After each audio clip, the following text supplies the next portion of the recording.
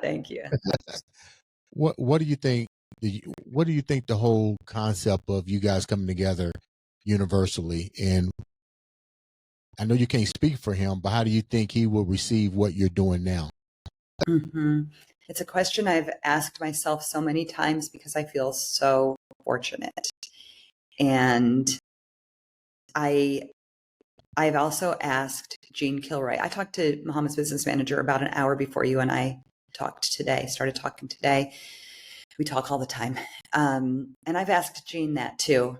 What do you think it was? Why did you guys, because Gene was instrumental also, but why did you guys welcome us in that way? Why us? Why me?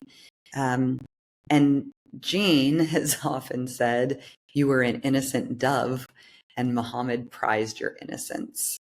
And I think that Muhammad, as powerful as he was, as bold as he was, as courageous as he was, he had such a pure, innocent, childish heart.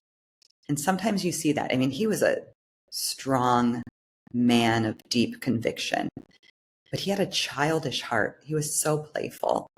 And I think that, you know, he became an Olympic champion in 1960. He was young. He won the heavyweight championship as a young man.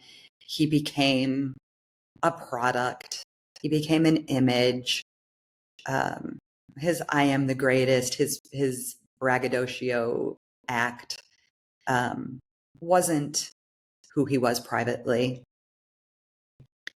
And I've always wondered if maybe he felt like he lost his own innocence. I also think that, and you know, now having a son of my own and just being an observer in this world, Black men lose their innocence. Black men lose their innocence young.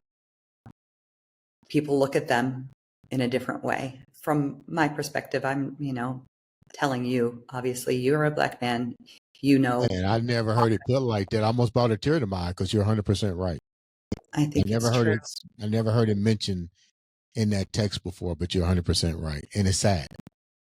It's very sad. It's very unfair. But if Muhammad felt that he, you know, knew that he had an innocent heart, was an innocent heart, and felt that that innocence had been taken from him and taken from so many people around him, but looked at me and saw innocence, that is one of the answers that I've come up with Gene's help for why he embraced me, why he wanted to protect me, why he poured into me, mentored me during those years. Other than that, just, you know, thank God. I don't know. I'm sure I wasn't the only innocent teenager he was around. But also I will say, I wasn't the only one he was like this with. He, you know, I watched him with, I mentioned earlier, we traveled with the amateur team. Some of those kids were as young as 16, not quite as young as me, but as young as 16 when we started traveling. And you never knew who Muhammad was going to tap on the shoulder and say, ride with me. And he would pick one of the boys and they would ride with him.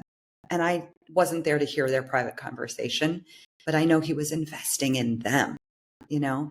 So it wasn't just me. He looked at people, he cared deeply about them, and he invested in them as much as he could, very intentionally, deliberately. And for some reason, I was blessed enough to be one of those people.